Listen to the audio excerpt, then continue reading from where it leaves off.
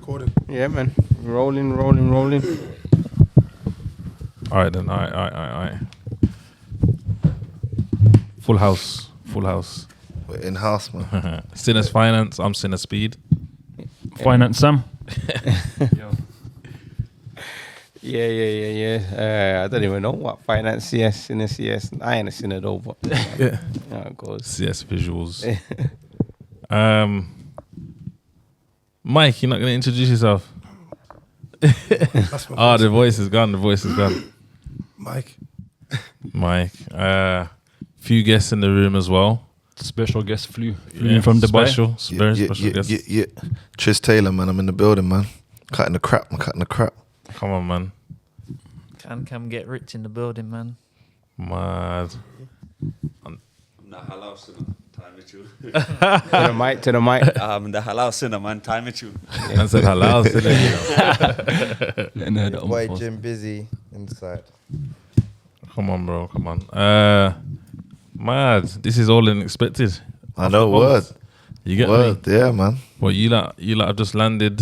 Where you lot coming from? Oh, So what? As in today? yeah. No, today we've been in Brum last 2 days. Okay. We banged out a few podcast episodes. We came from Leicester yesterday, done the London run. So yeah, we're just on literally a 7 to 10 day podcast run, back to back, basically. Mad, putting in that mad podcast graph. Yeah, man, have to, bro, have to. I hear that. So, where you lot coming from? Let's hear a bit about you lot before we get into the topics. Obviously, this is the finance. This is a Sinners team. You get me? You lot are new. You get what I'm trying to say? Yeah. It's all about shared experiences. So, let the people them know who you are and what you represent, basically. Yeah, man. Firstly, big up everyone, Sinners podcast. Like, appreciate you guys for having me. So yeah, obviously, I technically just came from Dubai, but obviously we're originally from London. Brand builder, marketing advisor, a sales trainer. That's sort of my professional background, if you want to put it that way. But yeah, my go-to is just building brands and scaling them and taking them to the other level and actually being able to make them into profitable businesses rather than just ideas that sit on the shelf. You know, that's my role. And obviously next to me, I've got my business partner, my right hand, Cam.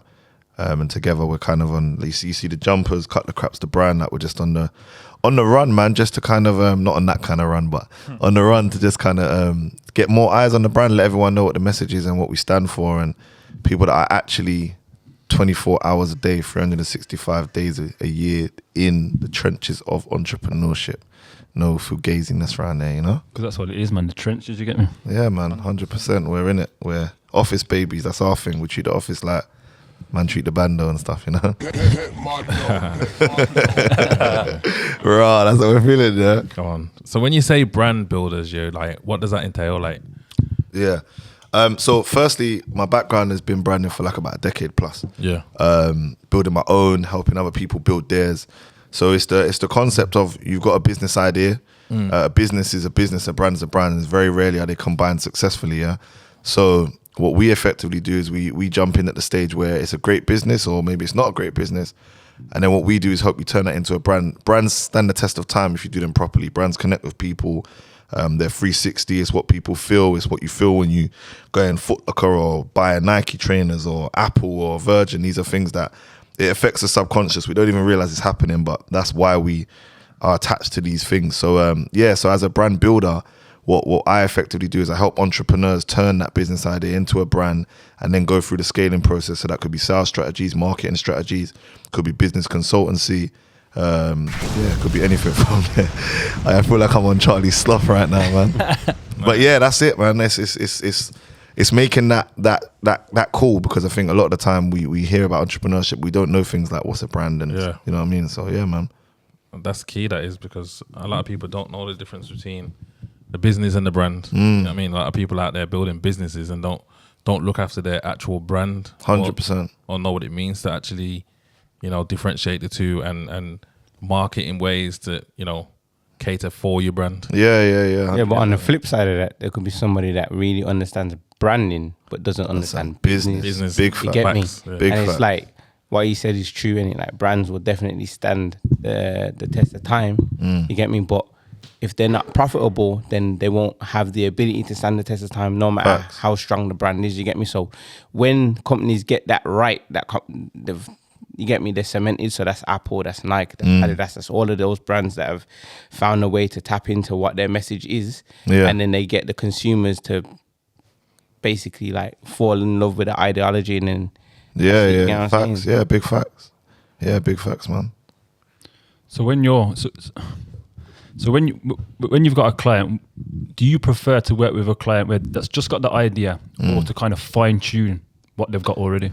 Personally, I prefer when they know business and they understand. I'm sort of like, I take on clients at the earlier stage, but I just prefer when they themselves have got a vision but just don't know how to get there. So most of my clients, they're already, you know, like we're talking about $500,000 mil profit up. So they're doing well for themselves. It's just about, okay, how do I now take this to the next level? Scaling. Yeah, personally, I prefer that, but it doesn't mean I don't take on clients that are sort of at the earlier stage. But yeah, I prefer that.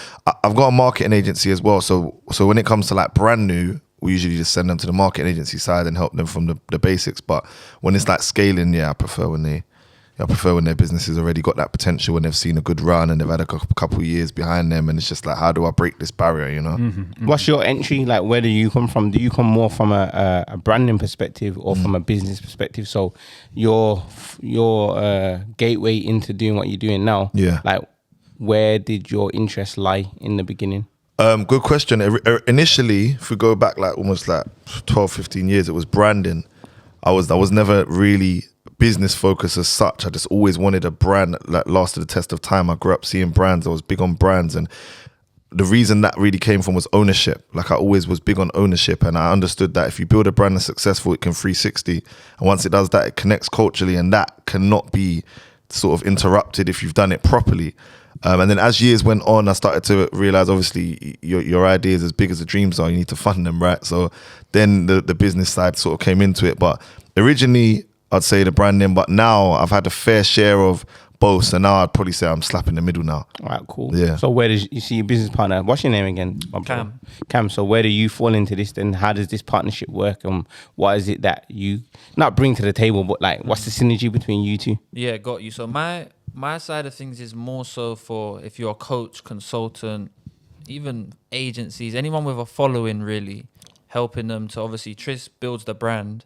And where I come in is actually just to help people actually monetize their knowledge, what they know, get paid for your skills and actually what you know. Okay. And yeah, so that's kind of where we started. And what about you then? So where did that start? Did that start from like Instagram and You know what? The way it started with me wasn't how it can work for most. So where it started with me is I didn't have a following, but I knew how to scale an online agency. And if I knew how to do it with no followers, I'm seeing people with followers and with knowledge, and I'm saying there's no way that you can't scale. You don't even have to go outbound. My thing was always I would go and find people. I'm saying you guys have got them there, just get them to pay you. So how did you two link up? It was literally like that. We linked up in Dubai on a yacht, on a random one. Yeah. To be fair, the synergy between us is like would seem 10, 15 years deep, but we only linked up last summer. And how we linked up was he had seen what I'd been building for years, because I've been online for years. Like a lot of my advantages that before I understood that you could make money from this stuff, I was just pure, like I'm very pure thoroughbred entrepreneur. Like before it was cool to be entrepreneur. Yeah. And he kind of like gave that the recognition and was like, you can do a lot more with this. And I always knew that, but to be honest with you, I never really cared about the internet making me money, because I had businesses. So the internet, I just thought, that's just kind of like where it's my outlet, if anything. And then we sat down and he was just like, look, he had already scaled his businesses up online. Like he just said, he did that without a following. So he's looking at me like, bro, you got a following, like, and you've built for years organically, like you should 100% take this to the next level. We sat down and... Can I ask a question? You see that conversation when you two sat down, was money discussed? Between us two? Yeah, from Cam's... All right, safe. Now, this is a beautiful thing that he's saying right now. And he's smiling and he knows why he's smiling. So basically, within Sinners, obviously, you lot have introduced yourselves and told us who you are, innit? Yeah. So for me, I'm a creative photographer, filmmaker, content creator, all of that stuff, innit? And Speedy's my brother. This is my guy, innit? And he used to have a media channel called Flush Media. This Oh yeah, was like- I know about Yeah, Flush. you get me. Yeah, So yeah. back then, and that was like in the golden age of YouTube, and Yeah, like yeah, I when all remember, the man. artists started uploading their music videos on there and whatever. So I was like one of the go-to guys then in terms of music videos in the city. So his business partner is cousins with my cousin, and then my cousin has basically told his business partner, and then we just align like that. You Yeah. get me? So then Speedy's using me in terms of for music videos and whatever, and then obviously he's gone away. He's come back and he said, "Yo, Sinners Podcast, we're doing this and it," and he says, "I want you involved." Now, when he's told me to come to the situation, he's like, "Bro, I want more from you than just the stuff that he knows that I can do in it in terms of content and filming and whatever." So now I've kind of gone into the role of creating and assembling a team. You know what I'm saying? But this team is other content creators, because obviously with podcasts, the way that they scale is from the content that you're putting out on TikTok, on Instagram and whatever in it. So now we're kind of like 9 months deep into what we're doing here. And obviously we're making waves in our own right. We're definitely doing bits and bobs, but we get hit up every single day, by people saying, "Oh, I can make clips for you. Oh, I can do this. bro. I can do that." But the He's reason talking to why the I'm wrong saying it though people, is man. because look now. So Cam, Cam's aware of you, and you two have linked up. Obviously, he hasn't pitched to you, but you've linked up. When you've linked up now, Cam hasn't said, "Yo, you could do much more. Give me $5,000 and I can do 100%. this." It was more of Partnership. Cam can see what you can do. Yeah. And you are hearing what Cam's saying, and you're receptive to that. And then you two are now mobbing. It's value Yeah, exchange. I Like led that with that value. that point that you just said, like me and him rant about this all the time, especially the short form editor thing. Like, that you have me on a rant with that one, because we get them DMs all the time.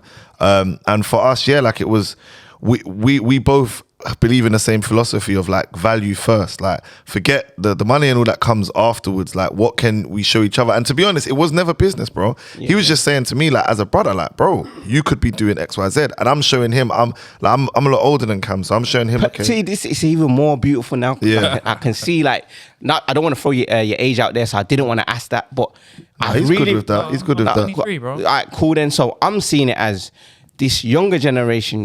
They are so sick in the sense of they've got the audacity to say, Facts. "I am who I say I am," but they don't have the catalog or the work to say who they say they are. So now when you're coming to situations and you're trying to pitch and that, I'm looking at you, and bro, I can see through the bullshit. Though. There's nothing. That's there, cut the bro. crap. That's what cut the crap's Hang about. on, hang on. That's the crap we're cutting, man. You lost Mikey. No. I totally agree with you, but what I'm saying is though, are you knocking those people for trying? No, I'm not knocking them. I rate them, but I'm saying you could be so much more effective if you were to take the approach that Cam took, Facts. and rather than focus on the bag, because Facts. you're gonna get a quick little £500 up front or $2,000 up front, and that $2,000 could be 20 bags in the next 2 months Facts. if we mob together. Bro, the reason why I fully agree with what you're saying as well is because off of the back of that, like from his part, we've now formed a bit. Like in the last 6 months, we've run it up together. Like we don't know each other from nowhere, bro. He's moving to Dubai. He don't live in Dubai. He's moved to Dubai on April the 1st. Yeah. Like we've now obviously just done a podcast tour. We got in. Like we've done so much in 6 months, and that was because I could tell it was pure hearted from him and vice versa. So I agree with you, man. Trust me. Well, obviously, where that comes from is like he says, you get loads of people hollering us for the service, but they're trying to get money out of us. Yeah. You know what I'm saying? Yeah. $5 bills here, Rather than equity. $2,000. All right, let me jump on Mike's point. In that, go on. don't get me wrong. Like you still need that too. Yeah. Like not everyone can just be brothers and it'll be organic and connect. You know what I mean? I understand it. Like I'm saying, I rate them because Yeah, I'm yeah, saying yeah. if our generation had their audacity, then we will be way further ahead. You know, Yeah, like yeah. if we just had that mental belief from early, but You need a mix of both. you need a though. mix of But both. you know and why that's you what feel I'm so saying. passionate about that? Because man are from the old school. So No, I feel passionate about it because I was Cam. So when I would see situations, I'm not approaching it with money. I'm approaching it with value for the yeah, person. but that's because you're old school. No, all right, cool. I tell you why I say that. I tell you why I say that because I'm like you. I'm the same. I'm old school, but the new school gen, even though we might say how we feel, they will go and find 100 clients who Yeah. won't. So that's why there's a market for their thing. Like that's- man yeah, will pay them for the short form with a couple JPEG clips and captions, and they got clients. You know what I'm saying? Like they're rolling. So I hear But it, like I what hear I it. was, like what I was saying to you is that they don't give a shit about us, bro. We're the consumer. Facts. You know what I'm trying to say? They're gonna sell us the products. Yeah. So if we don't buy it, someone else is gonna buy it. Facts. You get it? But what you have to value is how you're seeing the bigger picture, though. So if you carry on, continue to have them conversations, or realize that these geezers that keep hollering us, have got something, you have to still have the same conversation. Yeah, because man's hired a couple of them. Don't get me wrong. that's what- You know what I mean? Same. Likewise. We have. Let me say this. We have a discussion about some of the topics we should discuss. Yeah. And it was literally like you literally said old school. Oh yeah. Okay. Yeah. It's happening nicely. Yeah. But I guess everyone's got to start somewhere. Yeah. But then the internet is almost teaching everyone how to be so efficient. It misses out that human element. Yes. Yes. Like the AI, 100%. the AI, the systems, man. It's not saying, yo, get your bag, yo, don't settle for less, this, that, the third. But the reality is, it's missing out that building the Man. Yeah. that long term, the thing that you can't quite quantify. Facts. It may never pay off, Facts. but it might save your life one day. Yeah, that's the having game, that man. connection. Yeah. You know what I'm saying? Facts. The internet don't. You can't buy that, man. Yeah. I hear it. So would you say Cam helped you monetize your following then? Yeah, man, 100%. Like I give Cam hella respect for what he's done. Like in the sense of, like I was always making money from my businesses, and don't get me wrong, like I got myself to a good position without the internet. So I had a little bit of that old man mentality where I'm like, I like I've always built brands on the internet, but I'm also thinking like, man, what's the next business venture? Do you get what I mean? So I think, what I would say he done the best was he opened my eyes to understanding like, okay, cool. If I structure it just to set, like I always call it like the golf mentality. You know, like in golf, if it's like a millimeter to the left, you can get a massive different result. The smallest tweak. That's what I feel like has happened here. It's like a tiny tweak, but it's made a massive difference, bro. Do you get what I mean? Let me ask this. As someone involved in property, everything's quite physical. I'm dealing with the bricks. I'm dealing with people. What are we saying? Does the future look more digital, as in digital services? $1 million, man. Or is it... Is that even a debate? or is physically dead? Because are you saying now, like, are you not into ownership of property? Yeah. Like I'm still big on like, look, I came in here, I saw the brothers unit. Like I'm in discussions about having a unit like this in Dubai. I said like, bro, this has inspired me. I'm gonna go forward with that. So I'm still big on the ownership physically, but being honest, bro, like one thing about me, like I'm 31, but I still understand this new gen, and I don't fight it. Like I get it. Like I feel the same as man, but I understand it. I understand AI, metaverse. And I'm not just like from an onlooker. I'll get knee deep and understand, like, okay, this is where we're going. So, yeah, bro, the future is digital. Now it's digital. It is all digital. You know, I almost feel like, though, and I'm not against the moves. Like, I use GPT on a daily basis. I get pissed when it goes down. Yeah, facts. I need it to like, write policies and all these kind of things. You know?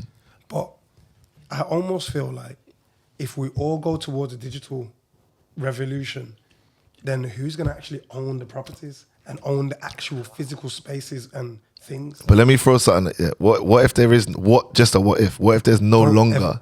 Don't ever tell me there's going to be no physical. What if though? Where are you going to live? I'm just asking. Man are living in the metaverse and that now. Our bodies are living in a real place. And No. Of course, I'm bantering. I agree with you. Like I do think, it's. But we can't lose that. Yeah, no, we can't. I agree with you. I agree. Make all the money digitally. Yeah. It's the fastest way. No, knocking that. But you should always go back to something physical. Yeah, I agree with you, man. I think that's why even like doing this run of meeting people in the flesh, it don't compare to me knowing you on Discord. And do you know what I mean? We have an advantage because we know that, but I think it's very important that we move with the times, man. Why would you say it has to go back to the physical? If you're running it up online and you have been for the past 15 and it's going to continue to go more online, why do you have to go back to the physical? Because I have to go with those original principles that there's no more land being created. At the end of the day, the most valuable thing at the end of this all will be the land that we stand on. I'm not saying it's the quickest way to make money. Yeah. It's the best way to preserve and grow money. No, I agree. I'm still big on, like, I see my brother S in the back giving nod. He's an Airbnb man. That's the Airbnb guru over there. So he's agreeing, and I agree as well. I think there's still massive value in the tangible. But I don't think it's either or. I think it's both. Both. Yeah. 100%. 100%. Man, them on the sofa though. Yes. We didn't even get that in. We got into it on the man acting like you're not on camera. You get me? Listening right now, inside though, man. Yeah. So what do you lot do though? So I am a fitness coach and I'm a host as well on a podcast called Speedy. Okay. Don't know if you've heard of it. Well, Course, man. Course, man. Come on, man. Talk up your thing. Stop dimming down your thing, man. You know the rules, man. What's he doing, man? Furthermore, start again, man. Cut the crap, man. What you doing, Yo, man? cut the crap, man. Nah, wheel it up and go again, man. biggest urban podcast right now. All right. Yeah. Okay. Also on there, I'm a fitness coach as well. I've got my own brand called Jim Busy. My name is Jim Busy as well. Going to be doing online coaching soon. Just loading for that. And yeah, with Tris, anything Tris is on. Come on, brother, man. Bro, man. Speak a bit more about the podcast. Yeah, man. Talk your thing, man. So basically, what Spill the Juice is, we get influencers and celebrities to come online and they spill the juice, basically. Yeah. We ask some raw questions, controversial. It's a bit gossipy, but it's doing numbers right now. But obviously, there's a space for that as well. Facts. You can't act like there's not a space. Facts. Like whether it's But I gossipy or think not. With the UK, it's slowly coming. Yeah, 'Cause yeah. It's very raw, innit? Like if you're from the road, Yeah. you're a man, with your brethren, you can talk that. Yeah. When you're online, it's like, right, it's more sensitive. Yeah. We're just trying to break barriers. I think in America, it's much more bigger and that scene's there already. But I think with the UK, we're like one of the first, like, or not the first, but one of the first to come out and be like, ask some raw questions, like, right, Yeah. how much man you beat, how much gal you beat. Yeah, so, but yeah, no, it's like, we've got a lot of people talking shit as well online. Don't know why you're talking shit. But yeah, no, it comes with it. Like, we got fit skin in it. Like, they might say stuff, but we're just like, we've got numbers, mate. We've already been doing it for like 8 months. So, yeah, man. Obviously, in comparison with the American thing, it's true. Over there, it's a lot bigger in it. But over in England, a lot of people are more reserved with what they put out there, their brand. You get what I'm saying? We was talking about that today. But like, you've got a lot of influencers online that maybe have them kind of characters, and they're not showing it, and maybe that's why they don't see the fruits of their labor, or maybe it's a lot. I feel like a lot of them have got numbers but no money. Cam loves that one. He's a link up with Cam, man. Cam loves that one. You get what I'm saying? But Yeah, no, I feel like the scene is just mad sensitive. Like, even like the actual industry is mad. Like, ooh, we don't want to say certain things, and everyone. Why do you think that is? Why? Because I've got friends that are rappers that have been doing this thing in the rap scene for years. I've been in the industry, like, behind the closed doors for years.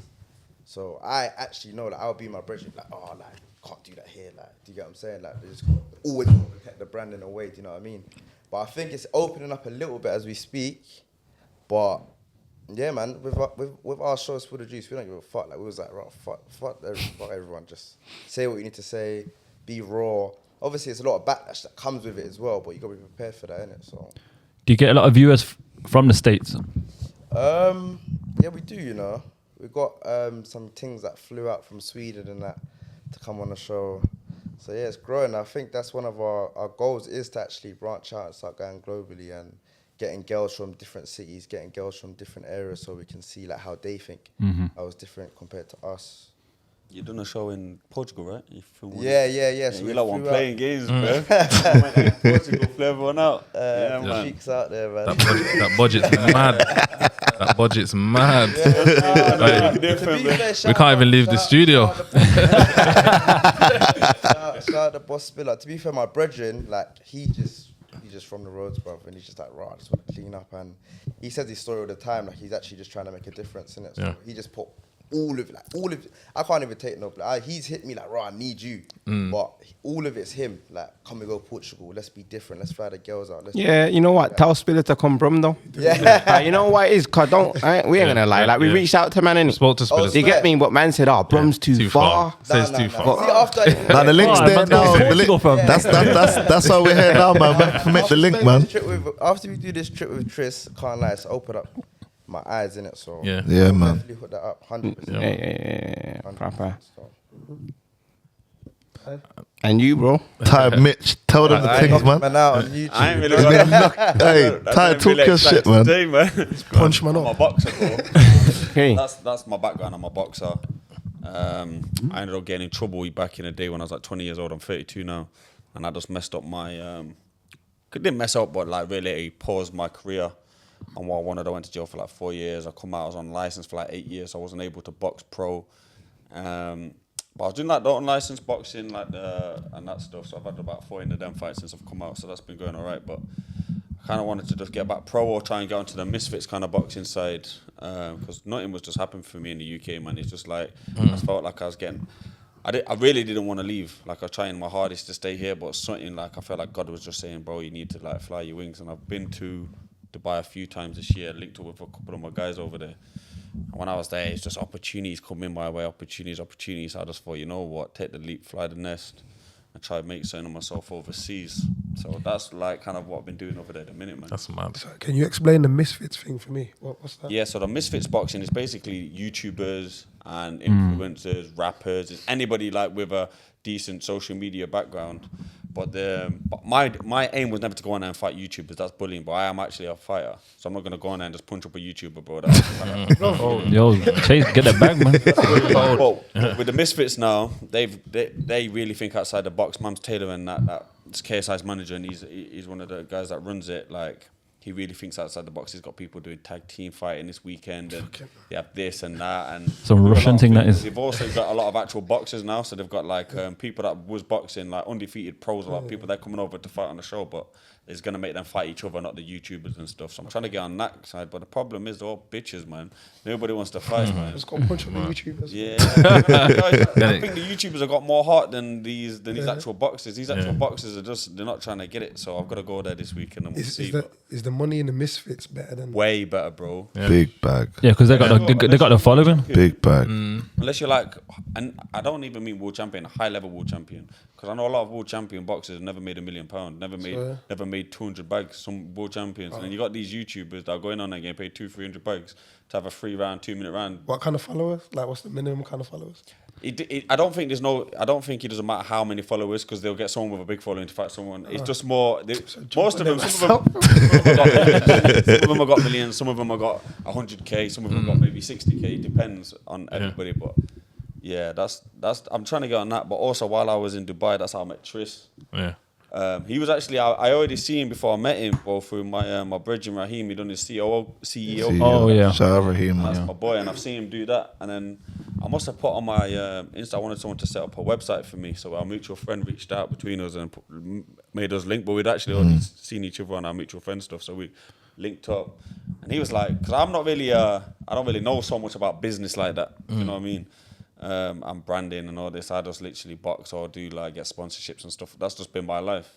And I'm mad you should say that, because I'm starting that online fitness stuff for myself. Because I was doing some coaching out there. I didn't even plan to do no coaching, but people see, because I sparred a lot of high level boxers and I've been sparring boxing my life. I've been around a lot of people. They always ask me to train them and stuff. So when I was in Dubai, I started doing a little bit of personal training, but I'm not really too much of a people's person, so I think the online thing would be better for me.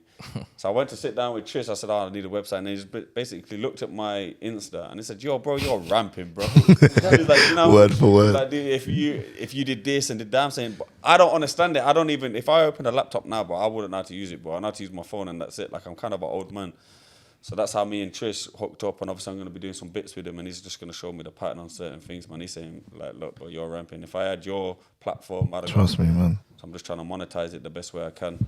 Well, you're putting yourself around the right people, innit? So Yeah, man. The thing is, he's already, like, he's doing the same thing we said we're not doing no more. He's dumbing down his thing. Like, he's already amongst the right people, like, way above even myself. Like, he's amongst the people in the sports world. Like, he's, even when he said he's doing, like, personal training, like, he's been, I don't know how you would want to word it, but with Tyson Fury, you've done a lot in regards to the training side of things with him. So he's already very credible. It's just about knowing, like he just said, it's the systems, it's the strategy, it's knowing how do I turn that into this, and that's just obviously what we're going to work with, man. You know what? I just want to touch on what you said about, like, you know your lane, you're good at what you do. When it comes to the business and all that kind of stuff, that's like not really where your head's at. Yeah.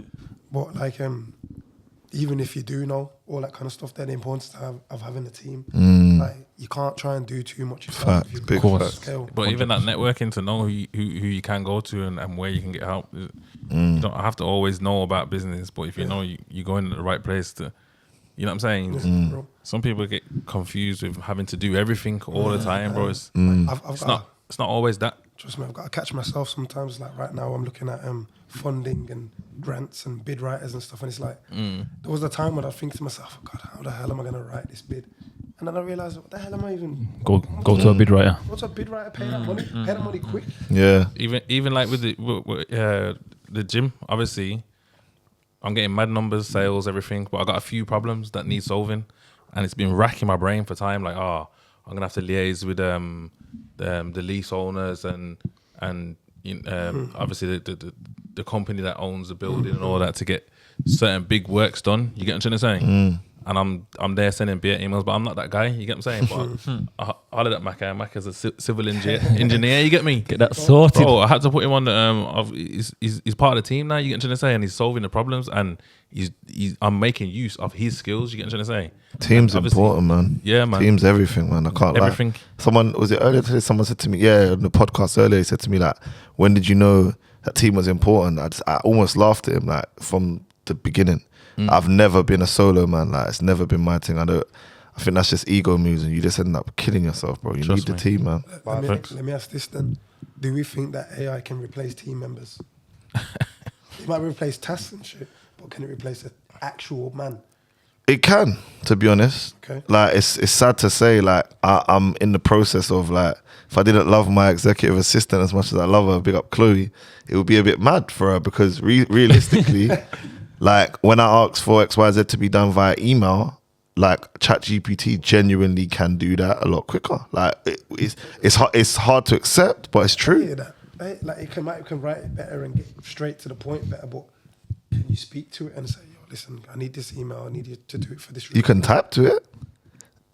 And it's coming. I know you don't want to accept this, dude. I know you don't want to accept this. Yeah, you're fighting it. I've tried to Old use a school few is things to useful. get me like, I was trying to use like use motion. Come across that.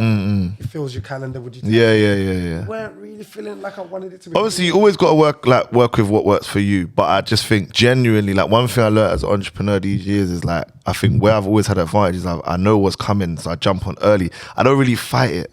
I'm just a curious individual. When I first heard about Web3, AI, crypto, NFTs, I was all over there, man. Just to even if I dip my toes in for a year and then I'm out, like, I was quite heavy in the crypto space. I'm not as heavy now, but at least I know. Do you know what I mean? I can go anywhere and hold that convo and know where the world's going in the next 5-10 years. I know where we're going, man. Do you know what I'm saying? Oh, yeah. And well, there's always opportunities within knowing what's coming as well. Even if you can be skeptical of what it actually is, sometimes you can find an opportunity. Yeah. I do believe that. Yeah, 100%, man. But How many people consist of in your team? Because obviously you've got a gang here today, and obviously everyone's, you get me, we're touring together. So Yeah. like how many people is a part of the team? So we've got, from a professional standpoint, I've got two. So I've got the marketing agency. There's like five staff, and they're all Dubai based. We've got office in Dubai. From this side, which let's say the consultancy side, it's just creatives really. We've got a creative team of 5 of us now. And then obviously me and Cam.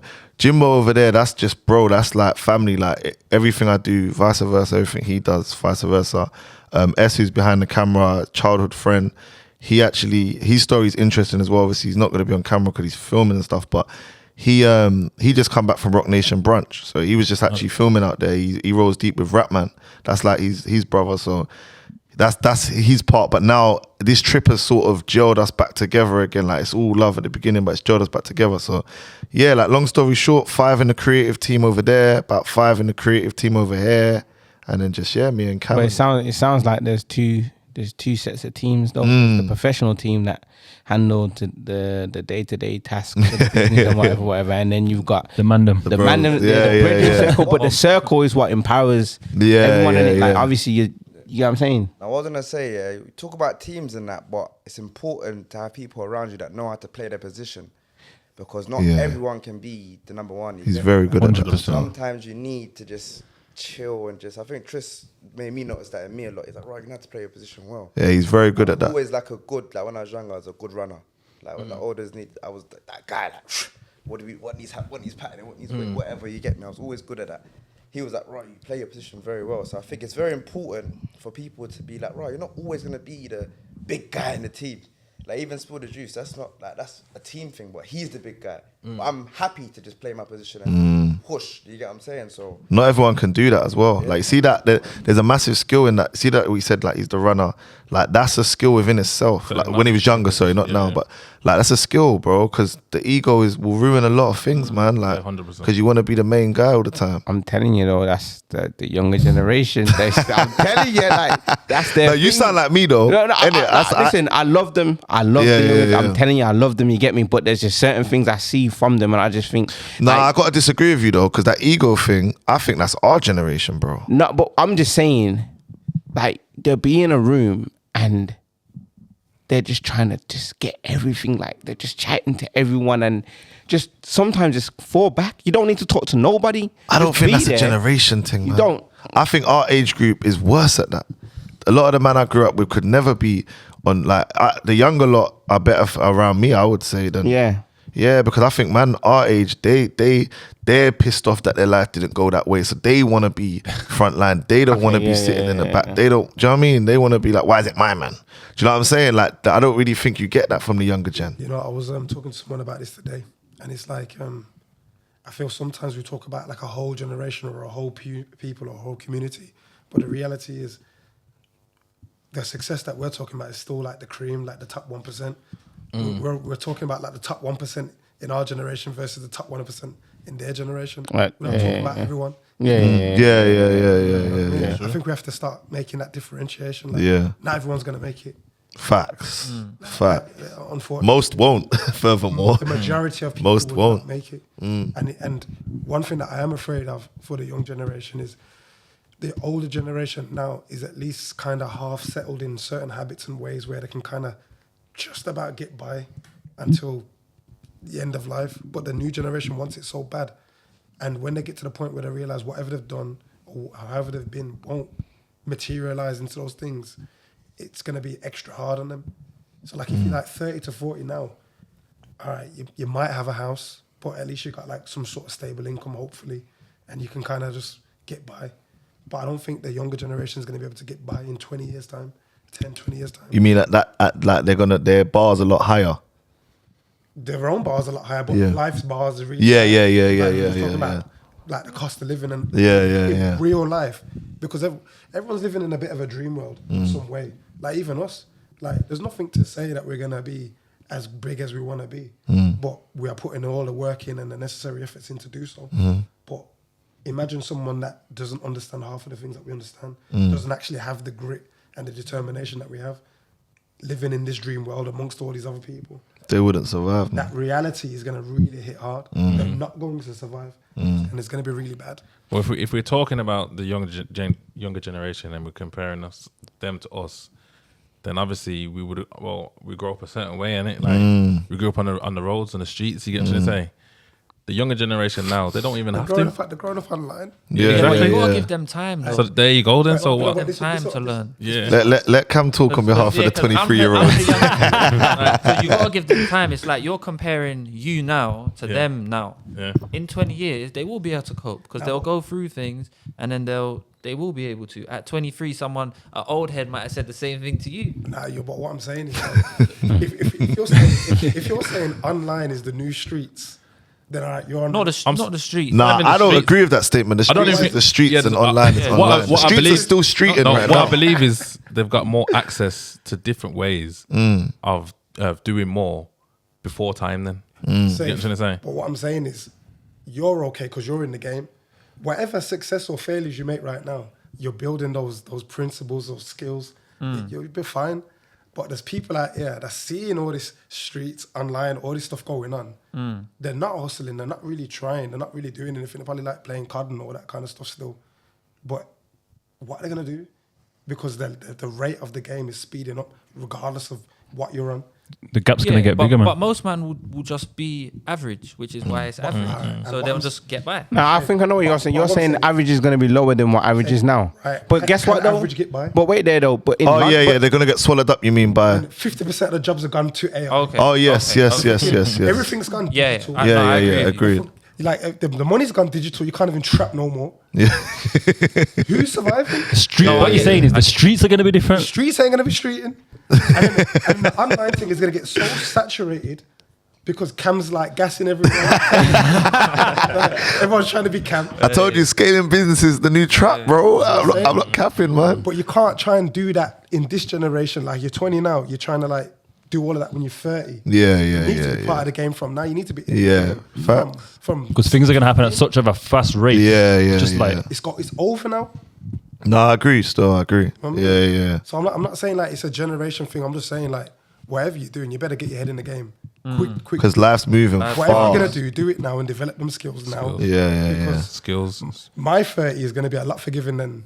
Yeah. Big facts. Yeah. I don't know what's gonna be going on. Fact. Decade from And the now. expectations higher as well. Yeah. So much. I want to say that ain't that like in London though, like the life, like the lifestyle, like it's mental. Like in Brum, we can still buy houses. Like we don't have to be millionaires. That's why I'm living in Dubai, bro. Like it's crazy in London. You get me? So And like, coming from us in Brom and then looking at London, it seems like it's a whole different ball game. Yeah. In terms of obviously like one, how you can get it, and two, how hard it can get them. Yeah, I think in the 3 years I've been away was kind of the pivotal 3 years for the economy. And I think coming back, like, I hear it all the time when I'm over there, but coming back, it's become very rat race. It was always rat racy, but now I think I agree with that. I don't know what it's like compared to Brum, but I know that, London is under very severe pressure economically. I don't know how to survive. bro, I don't get it. I just don't understand how they do it, bro. It's But I feel mad. like Brom's going to get like that, man. Yeah, it's gonna get like so that. do I. It is. 100%. And I'm saying like we're speaking from a bit of a privileged position because like we ain't killing it or nothing, but we're doing all right. Yeah. But we don't represent everyone. You know what I'm saying? Fact. Like, most people are suffering. Yeah. Like, now we're just talking about real life. Like utilities are like risen, are like 100%, 200%.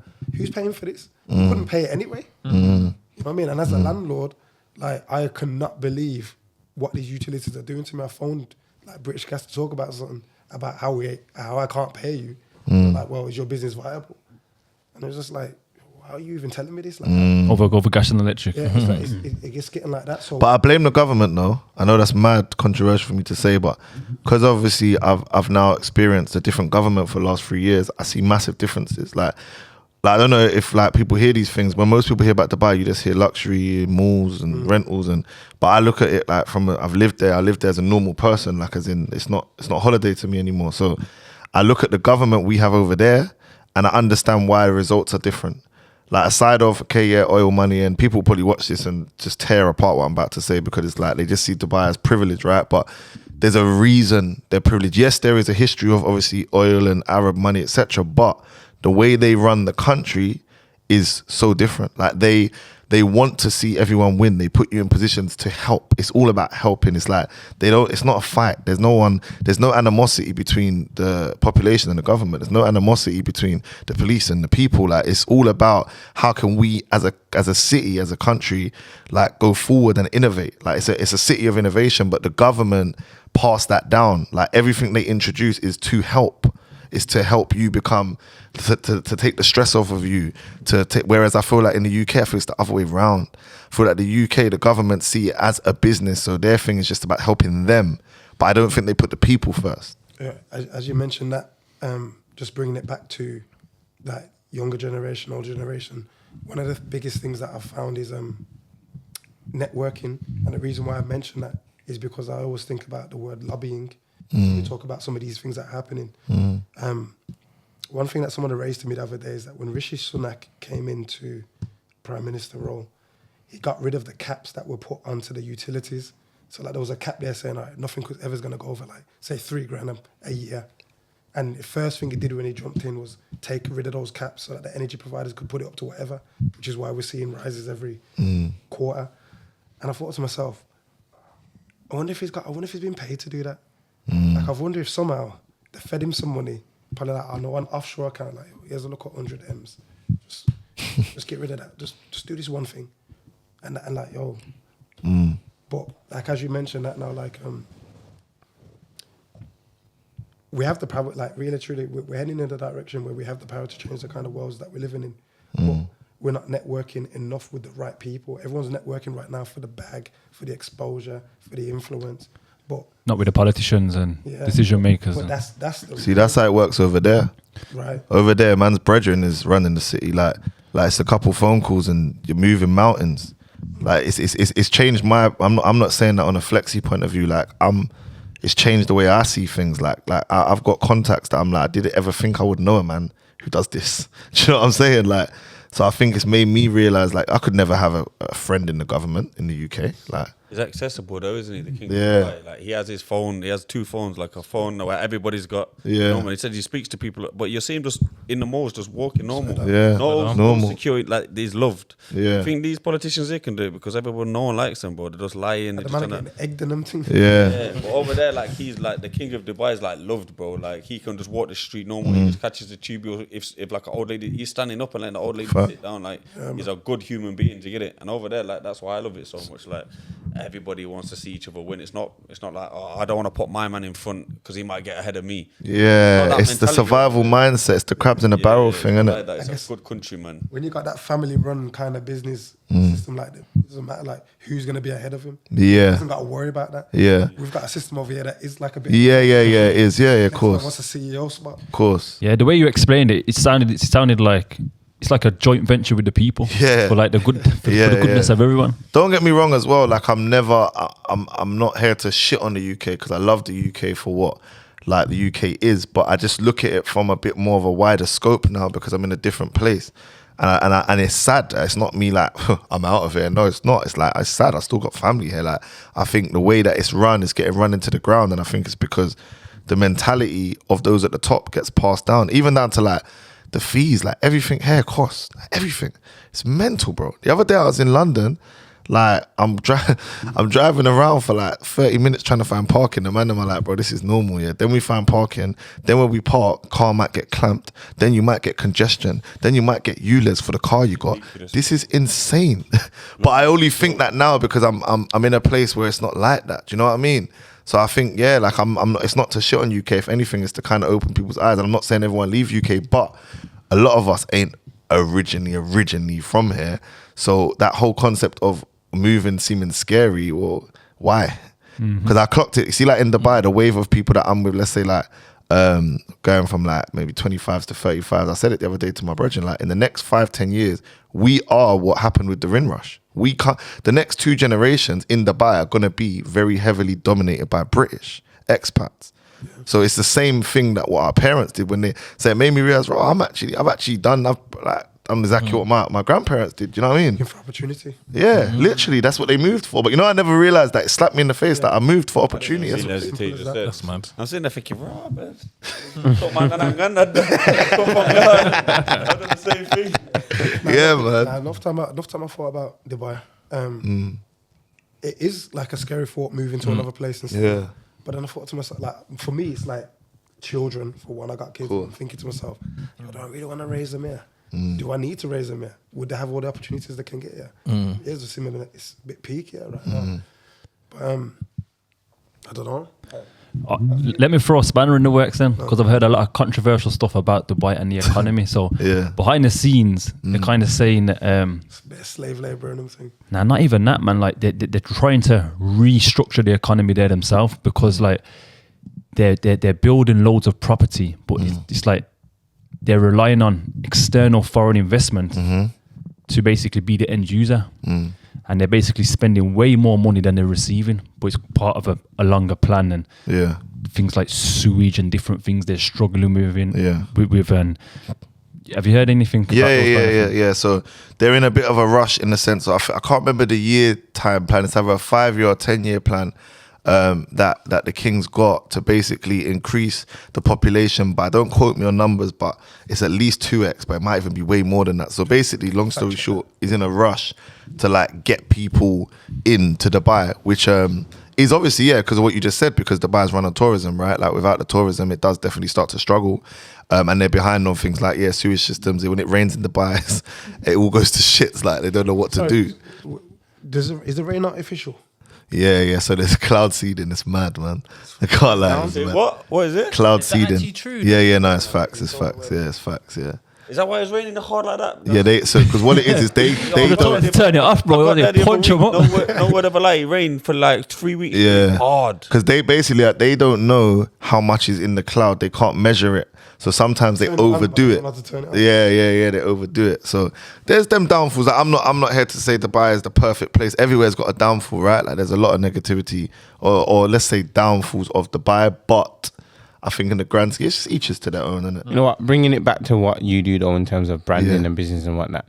What's that like in Dubai? Because like obviously from a Western point of view, like America, England, or Japan, all them places, like brands are massive in it and influencers and all. What's that like in Dubai then? Yeah, it's huge, man. Like Dubai is obviously abundant. So when brands reach Dubai, it's usually one of their top biggest plays for them as a brand. From a marketing standpoint, yeah, like we get to play the game. I would say like a big, like for example, my company, we just designed a nightclub in Dubai, which is like a huge nightclub called 18. I don't personally feel like, love, bro. I don't personally feel like that. I don't want to be negative, but that might not have happened for me in the UK.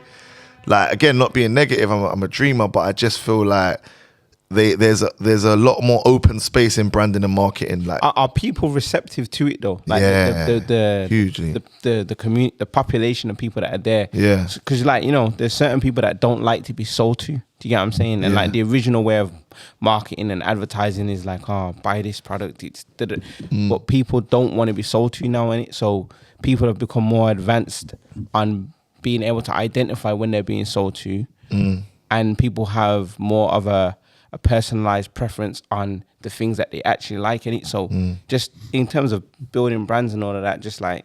No, they're very receptive to it, man. Like Dubai is run on that. Do you know what I mean? Like it's run on that. It's all about branding and they take branding I would say a lot more seriously in Dubai as well. Like it's very important.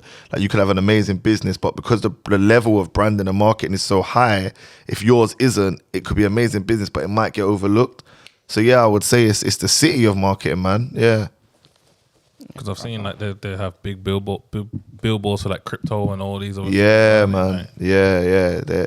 It's a marketing city. It's all about who can have Dubai's a flex, isn't it? So it's all about who can have the biggest billboard and the loudest promo, and can we get our brand on the Burj Khalifa, and do you know what I mean? How can we beat that brand and this brand? And because Dubai, they just want to be like, I've got all the toys, you've got none. Are there loads of are there loads of agencies out there doing it? Marketing agencies. Yeah. Yeah, but look, man, like humbly speaking, like, and I can't take the credit either. So it's not me flexing. My business partner, she's built a reputation for 15 years. I come on the bandwagon 2 years ago. She's dominated the market share like by about 75%. These are the like factual stats because one number one the work, but number two it was the bar compared to UK, there's loads of agencies, right? And there's a lot of good agencies. In Dubai, there's not loads. Like, and that's not me saying it because there's just actually not loads. That's what I was saying. Like, so there's a bigger opportunity. Yeah. There's less competition. Yeah, being honest, like she might not even like me saying that, but the fact is, like, competitors, like, there's not many. Do you know what I'm saying? Yeah, there's not many, man. Did you check that number? Yeah, 3.5 million, and they plan to rise it to 5.8. So basically, there we go, 2x. Yeah. Yeah, man, they're on a mission, man. Do you think all of this kind of hurts what Dubai is, the reason why it was popular in the first place? So you see all my brethren who've been there like 10 years, 15 years, they hate us. They hate the newbies because they're like, nah, Dubai before lockdown, it was this, it was that, it ruined it, But it just depends. Like what when people say that, like what was it known for? It was known for luxury. It was known because it was because it wasn't popular. Now the whole narrative is like, oh, the UK are killing it. Like, why? I don't agree with that. Like, at the end of the day, it's a place that needs people, right? Like, you need people there for it to work. They're investing so much money into things. Without the people, you're done.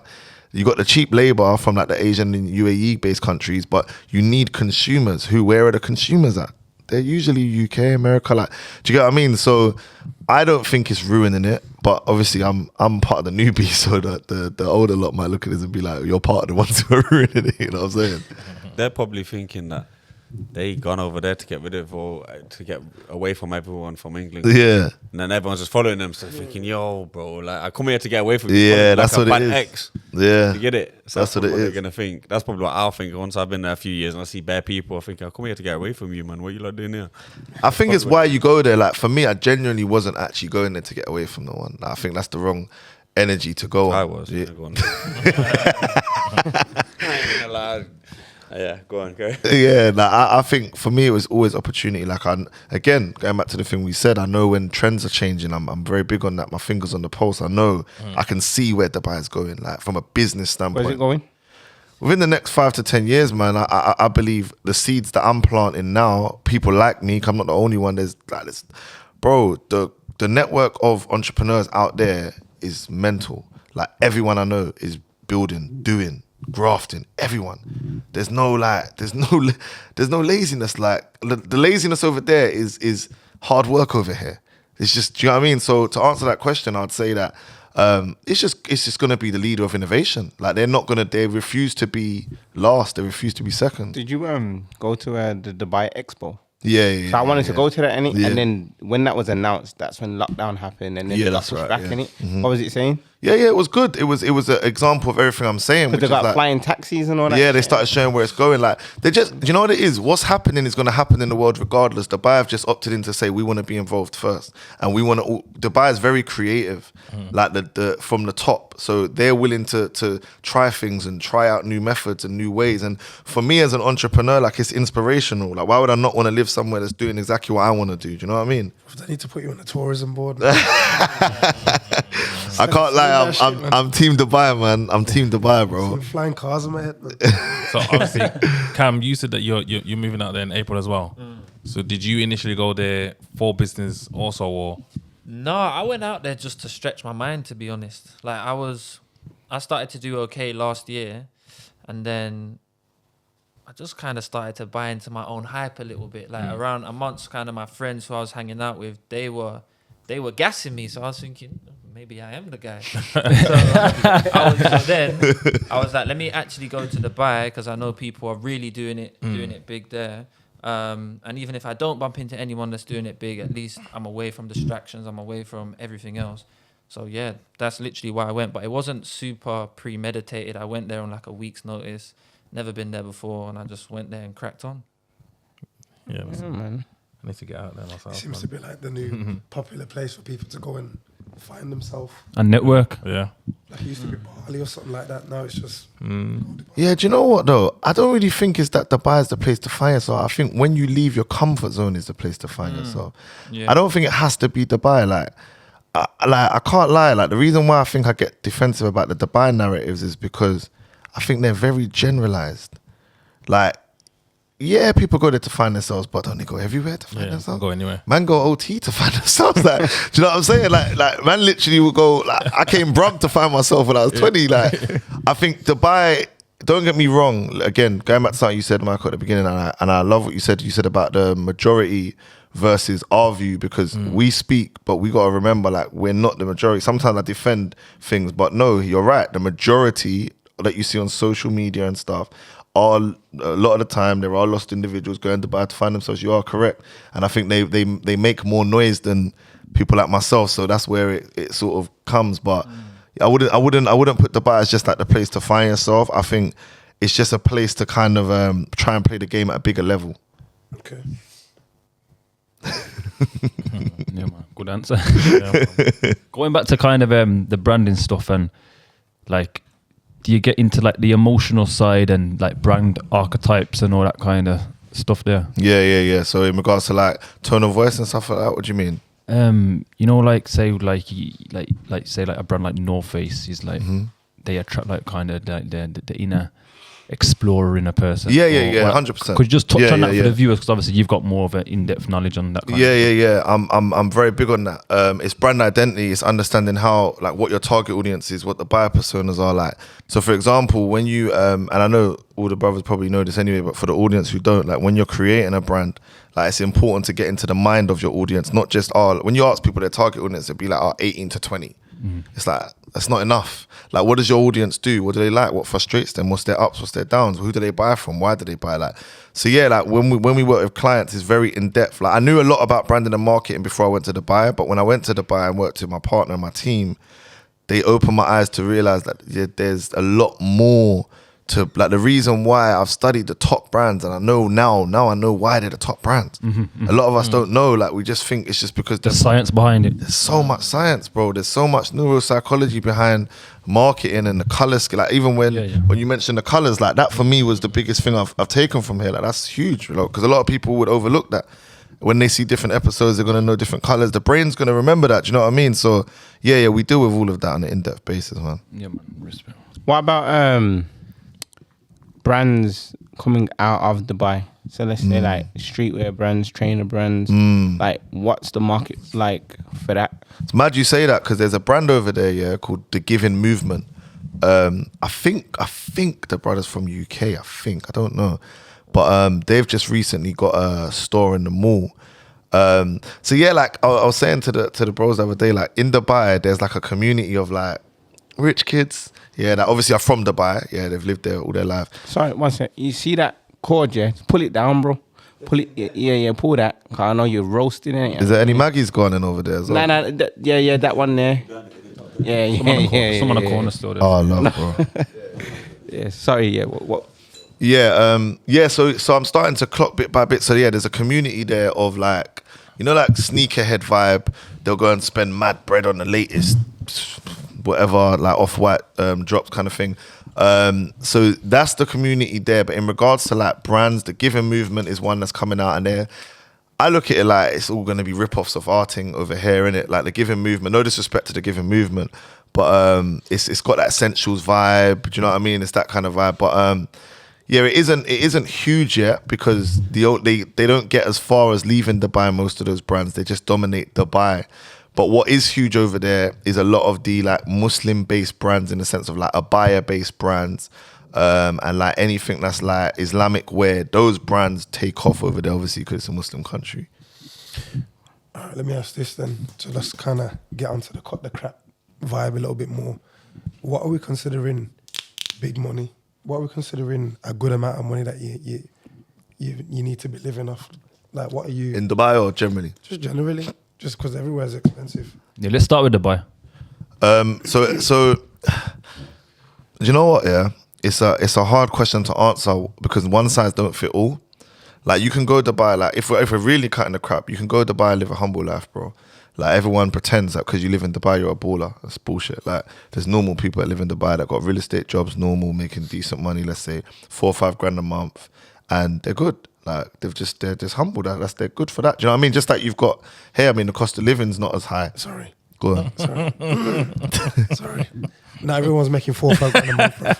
Yeah. Nah, but what? No. Come on. See, Don't do me like that, man. I'm going to speak for the average person, you get me? In the UK, the average earnings is like under 30K and all this kind of shit. 50K will put you in the... All right. Let me spin the block. Let me spin the block. That don't take that comment, yeah, and click and use that comment as in that's what everyone in Dubai is making. Man are still making £1,500, £1,000 a month. Don't believe you no more. No, they are, bro. And I promise you. On that then? Because you just said 4 or 5 bags. I give you a prime example. No. I'm not saying that's normal. I'm saying not normal. I'm speaking about humbly speaking. 10 of them live in 1 yard though. Don't get it. Yeah. Cut the crap from. Yeah, you know, but don't get twisted though. There's people out there that can make £1,500 a month and can still live in the. Man think because it's Dubai, you're spending mad bread just for everything. Like, man think water is like 10 grand and that. Like, all right, so are you saying people are living in like HMOs in Dubai for like 15 bills a month? No comment. Is that what's going on? I don't know. The best way Break down some comparables. The best way I think Sharing to describe bathrooms it and is kitchens. living in Dubai is like living in London. Yeah. Yeah. Like, if you're on like a Thank you, decent Ty. flat, it's about 2-3 grand a month for an apartment. 1 bed, 2 bed apartment, about 3 grand a month. English, I don't know. It's probably like 18. Trish, you're not making it sound like that, you know. But like £3,000. Do you know what? All right, let me defend myself. Because in a nice area, It's my network, bro. I'm talking about my network. Yeah, My like a network cheap thing, like a- are doing their thing. Do you know what I mean? And even that, I don't see that as big money. You asked me, your first question was, let's cut the crap. What's big money? Humbly speaking, 4 or 5 grand a month is not big money. Let's cut the crap. Cool. It's not, bro. Cool. Do you know what I mean? So like, we have to be honest. That So that's what I'm saying though. What are we saying is good money out here? Like if you're doing anything, where is the? I think nowadays, you see, when I was young, man, could probably relate to this. I used to think my first 100 bags, I'm rich, I'm done. Like, even my first, like, I don't mean 100 bags in a month, just generally your first £100,000 that you accumulate from anything, yeah. Then the monthly was like my first 10 bags, I'm rich. First time I made 10 bags. That was 10 years ago. God forbid nice. These young G's don't think 10 bags a month now is a flex. And it must be nice. I just went on a podcast today. I'm telling the youths, when I was 20, I made my first 10 bags. They look at me like, and? They don't care about that. I'm just being honest, bro. But you know what though? Don't they? Because I reckon They don't care about that 10 bags. One or two bro, of them he's don't 23 years old. Yeah, he scaled his business to 20K a month when he was 22 years old. Profit, yeah. Well, no, a bit less on profit. Yeah, but there or thereabout, let's say 15. But my point is, and I'm not even pedestaling him because he knows himself. That's not even big fish for their generation. Bro, we just left the kid, yeah. I say a kid, he's 21 years old. Yeah, we just had dinner with him, yeah. What's his biggest month been about? 30Ks, 40Ks? Yeah, the guy don't even know how to leave his yard to talk to people because he's an internet baby. From groups, like, do you know what I'm saying? Like, again, one thing about me, I'm old school mentally, but I know what's going on, bro. But you see the thing is with that though, like these youths are making 30K and you're saying, the generation. But Michael, you're on the OG thing, you know. No, I'm not. You're on the OG thing, but I love it though. That's a very small percentage. That's what I'm saying. Like, no, it's not. It's not even, making that money is, bro. It's not. Listen. There's beer of them. Listen. There's beer of them, bro. There's bear man as well. That's not, bro. Yeah. There's more man that's I not. think these are doing. Alright, cool. Little balance. Alright, cool. Maybe, do you know what it is? I'm shocked. The crap, man. For me, yeah. No. Seriously, I'll tell you what it is. Cam, your brethrens then, innit? So you're of that age. What are your brethren saying? How are they? Yeah, fair. That's fair. Where have you come from? Like what's your like upbringing? Where's your environment? Because that also determines yeah. you're around anyway. Yeah, mine's just normal upbringing, not like super hood, not super rich, just normal upbringing. They would say, you mean my friends from real life? Normal. Yeah, just normal. Real life. Normal, not nosy. Internet 50 bag a week. Not Web3 friends. Yeah, they would say 10K a month is a lot. They're just normal. And they'll be at like JD right now and all them kind of places there, innit? What do you mean? Like they'll be working in JD or something like that. No. So it's all not your 23, bro. everyone. I don't know what's going on. You get No. No, most of my friends, they've got good jobs, like what's seen as good jobs. What's a good job? They work. what earnings Most of would a them good will job work have? in the city. Earnings. So we saying like we starting at 50K? 3-4 bag a month kind of thing. No, not 50K. If they were, Alright, so you can't live in Dubai humbly. All right. With what? No, With what? Because you said free. You said they're not on 50K yet, so they're not under the Dubai humble living standard. Yeah, but do you think that's just Dubai, bro? I think we're not cutting the Not crap. in London. That's In London. life, I'm saying, are man. you talking about London? But I'm telling you, enough people are not earning 50K. No, I'm not saying. You're acting like everyone's like, yeah. No. You're getting it twisted. I'm not saying everyone is. I'm saying man need to be because life is mad. Yeah, 100%. Yeah. That's what I'm saying. I'm not saying. Let me correct that. 100 million trillion% man, it will make it. And I'm 50K. and I'm saying that's still representing the top 10% of most. No, what it I'm is. saying what's needed. I'm saying minimum requirements. Life is slapping us, bro. So I tell What you we what- doing with Yeah, you need 50 bags a year just to turn the lights on right about now. That's what I'm trying to say. That's what I'm saying. That's not even Dubai living. That's Brum living, fam. All right, that's what I mean. So just to correct myself, like I'm not saying everyone is doing that. I'm saying the pressures of life now. I look at some of the younger generation, and the pressures are way more extreme for them. And I'm just saying, you know what? I just want to be that devil's advocate because there's gonna be people listening to this thinking 50 bags, a bag a week, rah, that's a mad thing. And you just throw these numbers out there, and it sounds like. But I'm not the saying way it in a you- disrespectful way. I'm saying it in a way of like, this is where, if you start to think of that as a minimum requirement, I'm not saying everyone can get there, but the way life is leading right now, man, need to start raising the bar of what we see as bread. Because I used to think 10 bags a month was bread. And I'm not saying someone now won't think it's bread, but I'm saying, let me tell you, like, that it's not bread. I'm cutting the crap. Man's going to tell them it's bread. They're going to get 10 bags and they're going to realize it's not bread. I think it also depends on what you want. I think the term of what Yeah, but that's good. Depends with on the everything, though, the innit? end goal and the vision. Yeah, but I think that's with everything, though, innit? Yeah, Like, but that's some- why I think it's an impossible question to answer. to what's good money. True, yeah. It works for Yeah, you, yeah, innit? yeah, yeah. You know what it is though? First of all, it is specific to you. And second of all, there is still a baseline. Like, personally, 10 bag is necessary just to get to wake up. Exactly. Because we're all sitting on the table, yeah. We all do business of some sort, and we ain't got no normal jobs. Everyone's trying to get a certain place, probably, doing well, but you're still trying to look to get to a certain level, innit? Of course. So if you look at all of us on the average, like, where are we all trying to get to? What is it? What's your number? In a month, with the things that you want to achieve, the growth that you want to have, your family and all these kind of things, what number would you say, you know what, this should be the floor number? I don't play that game anymore. I think that's hard to answer. I don't play that game I think the no bar more. keeps going up, man. I stopped playing that game. I don't play that game no more. I used to play it in my 20s. I don't play it no more. Okay. My thing can't be measured like it never ends. It's not really finance based, is it? Yeah, it never ends. You know the reason why I think it's important to have a It's number? more of a system.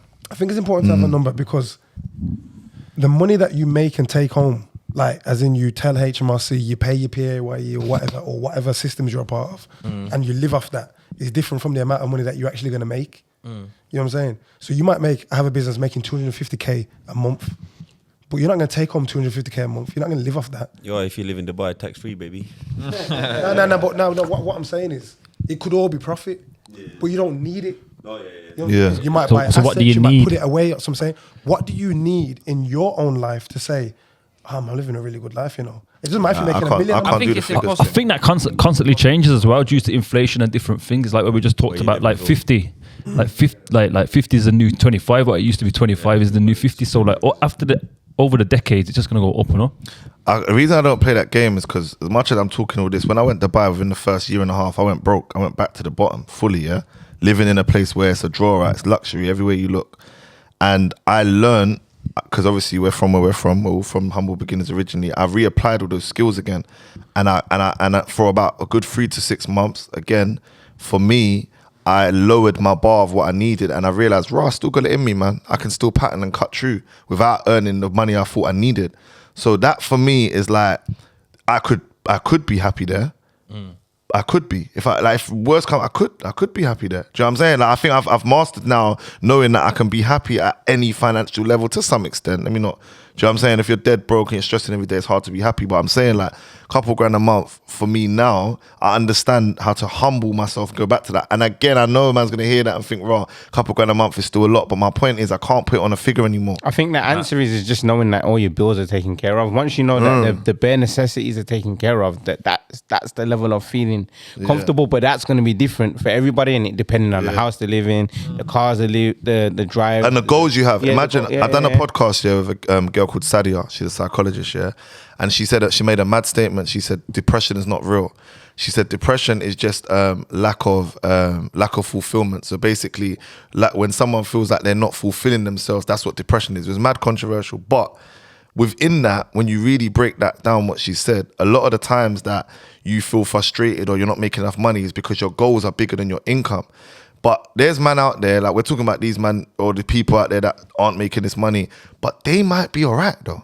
Like we're putting our dreams on their reality. They might not have the same dreams we have. They might be all right with 1,500 a grand a month. Like I know a man who are earning a grand a month and they're all right. That's their thing. That's where they're at. Do you know what I mean? So I feel like it's so hard to put a general number on things, bro. Fair enough. Definitely hear that. I think it is as well, because it's not so much what you want. It's about what you're doing at the time, innit? Because if you're not doing nothing and you can collect 10, 20k a month, like you said, what are you gonna do with it? You get what I'm trying to say? But if you got dreams of scaling and you're part of the business and you're trying to build bigger and bigger and bigger, what does it matter what you're earning a month? And what you exchanging for it. My thing right now, like, is I'm very big on my main focus now is I want to get to the point where I'm not like I've bought my time back. So I mean, in the sense of like my goal is not a figure anymore. It's like I just want the time. Yeah. I just want to be able to go, do you know what? I'm deciding I'm actually going to stay in London for 6 more weeks or 6 more months. I'm going to go to LA for a year. That's how I feel. Do you know what I mean? I feel like I want to get my time back. Yeah, But bro. I don't feel like I can right now. So if someone asks me what do I want, I say time. Time, yeah, You know man. what I'm saying? Same. So- But then there's a cost to that. What does it cost to get that time back? A good system. System. I think a system, yeah. I think a system because like you said, it depends. You could get to a stage where for a 5K a month, but you've done nothing, you might feel amazing. Whereas the next man might have just worked his ass off for 5K and think this ain't enough. No, of course. Do you know what I'm saying? So let me ask this then. Let's just say, just to put a number on it, just for math's sake, if everyone could earn between 5 and 10K a month without doing too much because they had a system that was bringing that consistently, Is it enough? and rising in line with any changes in life like utilities and shit like that, can everyone get to that point? I think so. I think with a 10 grand a month, if you can, The number's actually not important. It's just, Yeah. can everyone get to a point of financial freedom? I think everyone can, as in we all have the ability, keyword, but will they? So the potential, like, it's I think we possible all have. for I think we everyone. all do. We all got 24 hours. We all got like. Do you know what I mean? I know it's cliche and cheesy, but we all can. Because even when we throw out these figures, and you say, "Oh, you made 20K a month or whatever it is," do you even feel like you even made that? It says it's there. Yeah, And 100%. like, Never, bro. That's important for people to understand as well. Yeah, man. Just saying you made 20 bags, it doesn't just mean you might even be profit. Yeah. You're still going, so Yeah, bro. Yeah, it doesn't mean anything. It's just a milestone, isn't it? Yeah, In the yeah. marathon, like 100%. I like what you said there. I like that. You know, I think it's important for cutting the crap to make people understand, people that haven't seen those kind of monies. Yeah. Yeah, you make 100 bags in a month, but the reality is, unless you had some grand scheme for this money, you're not gonna just all of a sudden start like it doesn't really change anything. Like life continues, like especially if this is your lifestyle. If you're running a lifestyle where you're trying to make that, it's not an accident that you made that. Facts. You didn't just stumble upon it or win the lottery. All right, cool. it's more of a proving to yourself. That you're Yes, capable of achieving yes, that yes, potential. yes. 100. And even when you came in the room and you're talking about what you see and invest in yourself, that's important as well. Yeah, yeah. You know who I think are good ones. I think Ty's a good one for that because like you're someone who trains very hard, trains for a very specific purpose, and you'll be paid for that, and you'll be paid well for that. But what's your biggest? What's the biggest positive as a result? Is it the money in your bank? Yeah, all right, cool, you can pay. Or is it the achievement of actually training and winning? I think it's both. Okay. Me personally, I was scared for money, bro. Like at the start, even more so, even still so now. But I think also the achievement. So for me, my mind is my strongest thing because some things I'm like, yo, the way I take on fallbacks and downfalls and putbacks and stuff like that, I can just take it on the chin and say, all right, cool, is what it is, isn't it? And just bounce back. Like, not things affect me. Like I've been through a lot of mad stuff in life and they don't really affect me. I just shrug myself off and carry it. But at the same time as I can be my own worst enemy, at the same time is like my biggest problem is myself. Like I'll be penciled in training, whatever, or I want to do something diet, but then I'll just go start. Then I just like something I switch in my brain. I can't do it. I can't bother. I just want to go eat burgers, and I'll eat burgers. Or I won't train or stuff like that. So I battle with myself a lot. But see, if you two stick at something and then see the results after, like you can fight someone and think, you know what? If I'd never trained so hard to beat this person, I wouldn't have won. So I'm now proud of myself that I didn't go out, I didn't eat this, I didn't do that, I just stuck to my routine and train. That's a good sense of achievement. And then when you're in the wing and you're winning something, especially someone like me that's had a bad upbringing, like not a bad upbringing, but like I had a bad start to my life, I went to jail, I've done this, I've done that. To then make something of yourself and stand in the wing as a winner and as a changed man, it's just it's a good feeling to say, you know what, I've done something good with my life, or I'm doing something good with my life. So that sense of achievement is priceless, bro. That's priceless. But it wouldn't be priceless if you was broke and you couldn't pay your bills. Do you get it? So you need to get that in. You got a family to get the balance. Money's more important than achievement because your money's more important than yourself. So you can't feed your kids with achievement, bro. What me achieving something doesn't put food on my son's plate. Do you know what I mean? So I don't know if I agree with that one. You know. Go on. I don't, bro. Because at the end of the day, achievement. If you're not getting paid for your achievement, I know people that have achieved a lot and still broke, and broke don't feed my kids. I hear him. And I'd rather feed my kids than people think I'm a great person. I hear him, and that's my brother, so I know where it came from. But I just think the words themselves of saying like money's more important than achievement. If we take that out of the history or whatever he said that from, just as a sentence, I think it's a bit mad. Because like, what's achievement without money though? Achievement is fulfillment. Money doesn't give that. Money's not fulfilling. Money opens up opportunities, but it's not fulfilling. Depends at which stage you are. Though. Yeah, but would you be more fulfilled to? Would you be more fulfilled to everyone looking and say, "Yo, this guy did something great"? and your kids are starving? Or would you think, you know what, no one knows who you are, but you can provide for your family? Me, I provide for my family, and then people think I'm a great person. No, I get that. Of course. No, I agree with you there, 100%. Like providing for the family is one of the number one fulfillments. I just think they both coexist. I don't think one's more. I wouldn't say money is more important than fulfillment. Or I wouldn't even say fulfillment's more important than money. I just think there needs to be a balance because, like, each is to their own. It's a paradox because when you're feeding your family, you're fulfilled anyway. Exactly. No, word. No, 100%. I'm saying the same thing. 100%. In a different way around. And I don't think anyone's trying to say it sounds like it's coming across like it's two different things. Yeah. Like, it's the same thing, and it like. But then, like Cam said, it depends where you are on your journey. Because when you're in the trenches and real talk, you got the bailiffs knocking at your door. Yeah, all you want is the bread. You're saying girls in your case, you can't feed your kids. Like, it doesn't matter what you got going on. Like, if you can't fulfill these basic obligations, and you don't feel good. None of it's gonna feel. You could win a championship belt. You're still struggling. And you know, I can't even appreciate that. You know what though? I'm gonna disagree as far as finding out. You know why? From a creative point of view, I could go feed my family tomorrow. I could go get a job or whatever, but I wouldn't feel fulfilled just doing a 9 to 5, even though I know that they're being paid. There's a bigger desire inside of me. Yeah, but I need to feel fulfilled from doing the biggest thing is to make money from doing the thing that I love. Yes. When that happens. Yes, like even going back to what Ty said, yeah, as I said, like it's bro, so I know where it's coming from, yeah. But the reason I like what you just said is because I think that for me personally is a bit of a survival statement. Like if we're talking about survival versus growth, like that's based on, you know, like when you hear the man them say like, bruv, I'm not gonna lie, like I'm just happy that I'm even here. I hear it, I get it. We all know where that comes from. But we need to raise that bar. That shouldn't be an achievement that we're just here, bro. Like if we don't shift that narrative to some form of growth, we're just gonna base on the fact I'm just here, the fact I just made it home, the fact that yes, appreciate these things, be grateful, but is that if we put that on a pedestal, we don't go above that. So I feel like turning around and saying, as long as I can, quote unquote, put food on the table, yeah, cool, I get it. But like Broder said, like put food on the table ain't enough. Like, and I get what, because I'm a creative too. I get where he's coming from. Like as a creative, us being in 9 to 5 roles and maybe even making $5,000 a month. Let's go back to the $5,000 a month thing. For a lot of us, we're not fulfilled. I though. feel like a waste man. I swear, man. I swear. Do you know what I'm saying? My life, I wouldn't feel good. Safe. It sounds like we're talking about real fulfillment is being able to provide for all the people that you love and live the lifestyle whichever is appropriate to you, but doing what you want. Because you can do that, but not doing what you want. Yeah. How would you feel if you was earning all the money that you needed, but you was working in like TSB? Yeah, no, of course you wouldn't feel fulfilled 100%. But But you know what it is for me? Boxing isn't really my passion. I just done it because it's something I was good at. It's a job for me. So me winning a world title, yeah, I'd feel a sense of achievement. Like, yeah, I've done it, but it wouldn't like. Do you know what I mean? So would you say, Ty, that you're in a process of finding where that fulfillment is to come from? Bro, I've had therapy. She said if you could do any job in the world, would you do? I was like, I don't know, nothing. Does nothing. Yeah, so you're in the process to make money and look after my family, bro. Like, yeah, and that's why I'm saying I can tell that comments come from. Do you know what I'm saying? But one thing I wouldn't do is I can't work for nobody, innit? Like, I want to get up when I want to get up. Obviously, I don't have that luxury now because obviously I've not made it. Yeah. But like I ain't.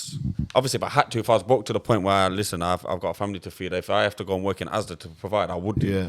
Luckily, I'm not in that situation. Yeah. But I would feel like a waste man. As long as my thing is, as long as I'm making money but doing it for myself, then I feel good, man. So I think the main thing from that, what you said as well, is that you're talking from someone who sounds like he's found a purpose, like myself. Yeah. We're doing things that fulfill us. But obviously what Ty's saying is like, which I think the main takeaway from that is like, if you ain't found the fulfillment. Do you know what fulfills me? Just getting up when I want to get up and doing what I want to do. But obviously that comes to make Freedom. Yeah, that's what freedom. Yeah, Freedom. yeah, That's what fulfills me. Yeah, they don't need a label. Some Yeah, people. so finding freedom. Well, I can't lie. I'm just thinking when you lot was talking, no one didn't really mention that like to get where you need to get like the figures. Say like you set something in your mind, but you have to be confident you can get that first. You get what I'm saying? If you're not confident you can get that digit, then you're never gonna get it, bro. What brings that You confidence? The reasons, a lot of things. What you do in your life, like how you talk to yourself, exercise, what you eat, all these sort of things. This guy, obviously, I'm just touching back on the point when you was talking about like all the figures, and we were talking about figures and that, but no one really mentioned it. But I think it's a lot to do with your mind as well, isn't it? Like, Your mindset. If you believe you can do it and you can reach that goal, and you're confident, you're sure you can, then you get there, bro. Yeah, we ain't really touched on mindsets though. Yeah, it's that everything's been quite physical. Yeah. Actually doing. That's why I know I come off a bit subject there, but that's what was on my head for a long time.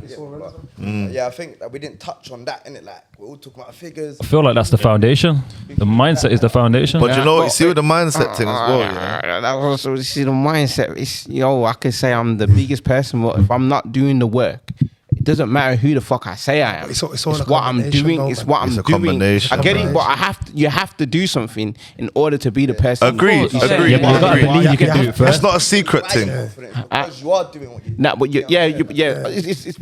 they complement one another. You Innit? have to have the idea and the belief first, though. Yeah. But you know what I will say on that point, like obviously like with the content I put out, sometimes people throw that word like, oh yeah, you're the motivation thing, and that's never really my intention. But I always say like, you can't tell a man who is trying to work out how to feed his family to just be positive. Like I used to fall into that trap of like, yeah, don't get me wrong, a mindset shift changed my life, but you can't tell someone who is in survival mode. See, when I'm in survival mode, I don't hear you, bro. I don't even think I can get up, let alone make that money. Like I just want to just get to the door, bro. Do you know what I'm saying? Let me ask you this then. How do you deal with depression or a low mood and still having to operate at a relatively high level?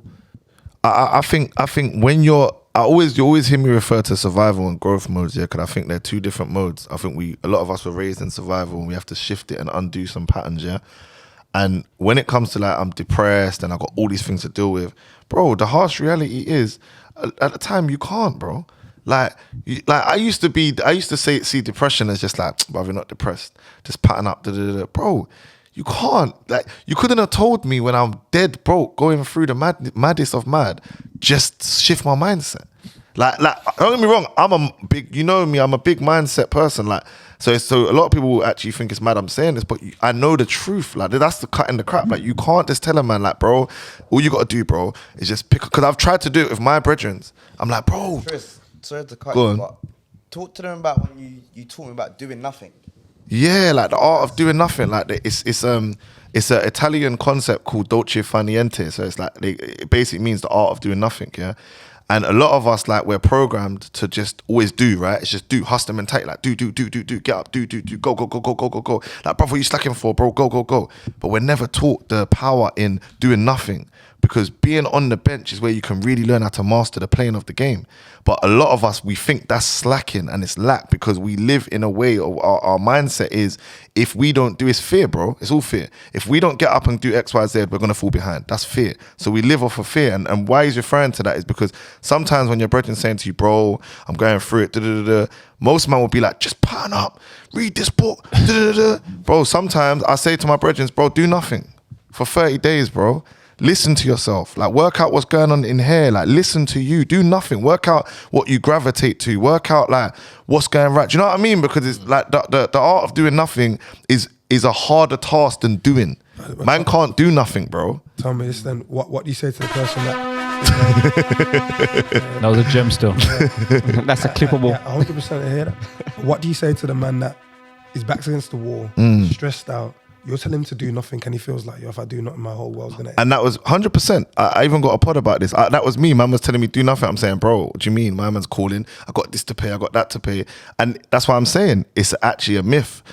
In that position, if that person's in that position, you can't give them a solution. All you can do is just guide them. Because when I was in it and the man was telling me just meditate, big man. I got bills to pay. I ain't got time to meditate. But what I'm saying is if you can grasp that mindset shift whilst it's peak and there's pressure to then be able to achieve the art of doing nothing, you're gone.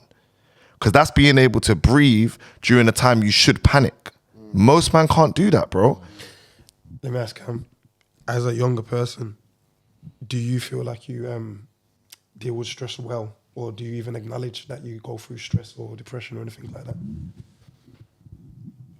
I would say I'm fortunate to where I haven't really dealt with it yet. I think I deal with stress well in a sense of I'm just super laid back. So most of the time man just brush it off. But with that being said, I am fortunate where I haven't actually had to come across anything that would make me feel or make me be depressed. Can I ask you a question, Cam? You see like how you've been successful financially, making a lot more money than people your age and older. See, when you was in the process of figuring that out, did you ever feel like there was a pressure where you had to make money, like I need to get this, or was it just proper calm where it's like organically? Yeah, organic. Yeah. No, I didn't feel pressure. I didn't feel pressure because this is gonna sound mad. I knew it was coming, so I didn't feel pressure. I wanted it to come quickly, and I wanted it to come to happen faster. I would say I feel more pressure now. And it's something that Trish said on a podcast. The more you start to do, the more you start to build a mask. When I've got nothing, I've got no pressure because we all got nothing. So it's calm. Now I've got, quote unquote, something. I've been on here, I'm saying I'm doing this. Now I feel pressure. Well, next month, I got to do. I had a good month this month. Next month, I've got to have another good month. For the rest of the life. Exactly. You know why I asked that? Because I was speaking to someone, basically I had someone in the studio with me, helping me out with some content that I was making. And I was saying to him, like, bro, like, why aren't you just not focusing on your thing? Like, you don't need to do anything else. You don't need to, because he's telling me he's going to go get a certain job. And I'm like, well, why do you need to get that job when you've already got skill sets? And he's saying, I need to get this laptop, or I need to get this. And he's like, there's so many self-imposed barriers and pressure that he's putting on himself, saying that he needs to get this and he needs to get that. Where it's like, you live at home, bro. Like, there's no bills, there's no kids, there's no rent, there's no nothing. Like, you're in the best position ever to just focus on doing what it is that you're good at and what you like. Yeah. So that's why I wanted to ask you that, innit? Because you have a similar age. Yeah, no, I was quite good at that in a sense where I was quite secure in where I was. So even though I wasn't doing what I had hoped to do, I wasn't shy. I didn't shy away from it. I didn't want to show anybody. I wasn't scared of it. I wasn't doing what I wanted to do. So I was just cracking on. And that was literally it. Yeah, proper. What do you think stops other young people from doing that? Like, why, what is the circumstances that put you in this position? And why is it different from others? Because again, even though we're throwing out these numbers, you are still representing the cream of the crop here. Yeah. I think I would say confidence and discipline. That's the two things. I believed I could do it. And then once I believed I could do it, I made a plan. And then I just did the plan. Like, my approach to it was very, you could say, monotonous. I just did the same thing every single day. That was literally it. Can I ask, what's the level of education that you lot got? So I didn't go to uni, but I did obviously my GCSEs and I did my A-levels. I went to uni, but I went Birmingham, but I dropped out first year. But I come from, like, I have a very like a opposite background. I come from, in the sense I come from the hood, but my mum put a lot into our education, so I was well educated, but it was in the middle of the hood at the same time. Okay. Yeah, man. I think we've been going on for a bit of time now. My kind of convo, though, guys. You know what? Very last question. Yeah. So cut the crap. Yeah. That's your lot's brand, innit? But what is that though? Just so that people know, is it a clothing brand? Podcast? No. What is it? No, so Cut the Crap came from a consecutive amount of losses, and it was realizing, like Cam said, like a lot of us in business and branding and whatever, the success, we wear masks. A lot of us are scared to say we failed. We think that it's embarrassing and stuff. And when I hit certain rock bottoms, I realized that the way to get back up was start cutting the crap, telling the truth, first step. Telling the truth to myself, then the people around, and then the world, and then start to build back up. So cutting the crap is just literally about going places and just telling the harsh truth, like just being real, like no mask, don't care if man think man's cool, or do you know what I mean? Like, don't, like, I said, I made a statement online, I said, like, I spent my 20s subscribed to like what people think and that, like, I'm unsubscribing from that shit, man. But what is it though? If someone said to you, "What?" I get that. It's just a mindset. But is it a clothing brand? Nah, it's not. Nah. Is it a platform? Is it a program? It's gonna be a movement more. I would say a movement. Yeah, it's a brand in the sense of, so my sales boot camp is called Cut the Crap Sales. Okay. Me and him are about to start a pod called Cut the Crap. But like, it's just it's your movement. It's the movement. It's the movement. Yeah. It's the movement. Yeah. Proper. Last question: have they got magazine in Dubai? Bruv, you know, I know you follow me. I know you haven't, bro. They don't have no Magnums. Need to get them out there, man, lads. I get them shipped in. Distribution, man. Come on. Word, man. The man don't do physical products, man.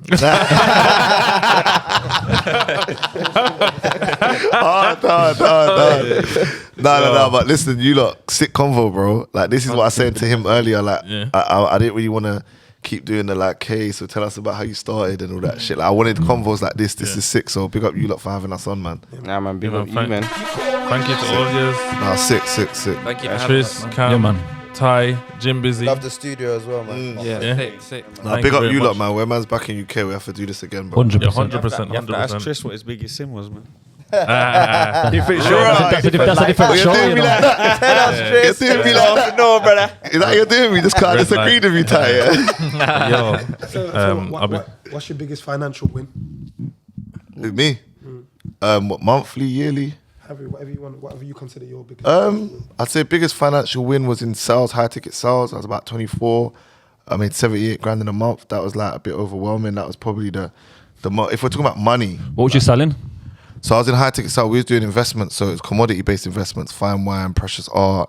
What we was doing was brokers. So we was pairing high net worth investors with obviously whatever product made sense for them. Commission. So what Commission, yeah. What sort of commissions are we talking on? Healthy. So 10s and 20% of the sales. That's a lot, man. Yeah, So you're talking like you done 700,000 in sales. Yeah. I can never make it. I'm glad you asked that. Yeah, because the commission is always an important part of that. Yeah, 100%. Yeah, man. 27k.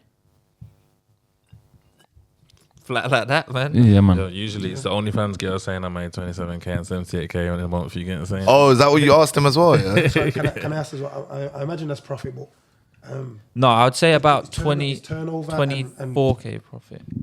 it's turnover and margin, like No, for me that was profit because obviously I didn't run the company at the time, so yeah, that was just profit. Yeah, turnover can be anything, no, man. You can turn over Yeah. $1 million and make a tenner. Yeah, That's what I'm saying. 100%. But you know what I Come will down to say, the net, because man. you mentioned that a few times. To be honest, the way all my business are structured now is the profit margins are healthy, man. Yeah, Like, the we margins don't are really have a super big high. expense, like because I learned from the mistakes. Now I try to keep the expenses low, man. Yeah. Margins are super high in what I do because it's online. Yeah, Yeah, digital, yeah. Online. digital, innit? Products. I don't have Digital, yeah. That's the benefit of the So- digital, man. Yeah. Okay, last thing then. What would you say the con? Because there must be a con. There's pros and cons. So what's the con to that? To what? To it being online? A digital product. Maybe saturation. Maybe like the digital space is very saturated. It takes a lot to stand out. I can imagine you have to keep changing the products after a while. Yeah, you have to change. No, not the product. Nah. You change the offering. You don't have to change the product, but you change the way in which you frame it. Okay. Not even really how it's sold. Just the I can't really relate to that though. For me, it's just more about getting more eyes. Like any sales New role. eyes. Yeah, like now, like any sales role, you're gonna have ups and downs. Like you're gonna have good months and bad months and whatever. But for me, like I'm willing to do things like this, like travel places and get onto different platforms and grow my following so more people can see and then follow. And I think Speedy's been big on that from the start. It's generally the influence. yeah, I'm because you know I come from that era you two spoke about at the beginning. Like I'm a man. I'll go travel, hand out flyers, Yeah. mixtape CDs. So Do you know what I would say actually? A downfall of it and something that Tris is helping me to do. I would never have done. Had I not met Tris, I would never have done this. I approach business like a gamer. Like I sit in my room Yeah, I can imagine. and I can just run it up from my room. I don't even leave. numbers Room are in my small. mum's house. I don't even leave there. Touch 20, 25 in a month and just roll downstairs in my dressing gown and eat breakfast at 3 p.m. Like, so that do is you know, the- do you that know is what I the said? downfall. What I said to him as well is like that model that he had. This is why obviously we balance each other out. It's sick, but it can be flawed at some points because you get to a point if you're not outside in the streets and connected with people. Like there's only so much you can really grow, right? So I said to him like, bro, you got to think culturally. Like you got to give, you got to feed the streets, you got to touch the people, you got to connect to people, you got to go outside, man. Because you see this new generation, they're running it up, but they're in their bedroom and they don't have Yeah, social yeah. skills, bro. 100%. Do you know what I'm saying? 100%. Yeah, man. Yeah, Good proper convo, stuff, lads. man. We're gonna leave it there, but thank you for coming, guys. And yeah, No, love, bro. Thank you, man. We gotta do this again.